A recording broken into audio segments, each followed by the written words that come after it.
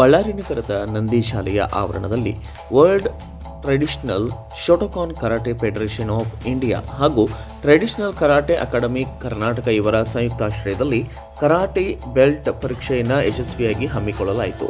ಈ ಕಾರ್ಯಕ್ರಮದಲ್ಲಿ ಬಳ್ಳಾರಿ ನಗರದ ವಿವಿಧ ಶಾಲೆಗಳಲ್ಲಿ ತರಬೇತಿ ಪಡೆಯುತ್ತಿರುವ ಸರಿಸುಮಾರು 200ಕ್ಕೂ ಹೆಚ್ಚು ಕರಾಟೆ ವಿದ್ಯಾರ್ಥಿಗಳು ಭಾಗಿಯಾಗಿ ದೈಹಿಕ ವ್ಯಾಯಾಮ, ಕಿಹಾನ್ ಹಾಗೂ ಕಟಾ ಕೌಶಲ್ಯಗಳನ್ನು ಪ್ರದರ್ಶಿಸಿ ಪ್ರೇಕ್ಷಕರ ಮೆಚ್ಚುಗೆಯನ್ನು ಪಡೆದರು.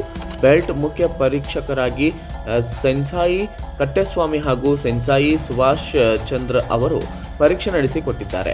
ಈ ಸಂದರ್ಭದಲ್ಲಿ ಹಿರಿಯ ತರಬೇತುದಾರ ಕಟ್ಟೆಸ್ವಾಮಿ ಅವರು ಮಾತನಾಡಿದ್ದು, ಕರಾಟೆ ತರಬೇತಿ ಹೆಣ್ಣು ಮಕ್ಕಳ ಆತ್ಮರಕ್ಷಣೆ, ದೈಹಿಕ ಹಾಗೂ ಮಾನಸಿಕ ಸದೃಢತೆಗಾಗಿ ಅತ್ಯಂತ ಉಪಯುಕ್ತ ಎಂದು ತಿಳಿಸಿದರು. ಈ ಕಾರ್ಯಕ್ರಮದಲ್ಲಿ ಹಲವು ಹಿರಿಯ ಕರಾಟೆ ತರಬೇತುದಾರರು, ಕಿರಿಯ ಬ್ಲ್ಯಾಕ್ ಬೆಲ್ಟ್ ಪದವೀಧರರು ಹಾಗೂ ವಿದ್ಯಾರ್ಥಿಗಳ ಪಾಲಕರು ಉಪಸ್ಥಿತರಿದ್ದರು. ಬ್ಯೂರೋ ರಿಪೋರ್ಟ್ ಹೇಮಂತ್ ರಾಜ್, ಸೂರ್ಯ ನ್ಯೂಸ್ ಕನ್ನಡ, ಬಳ್ಳಾರಿ.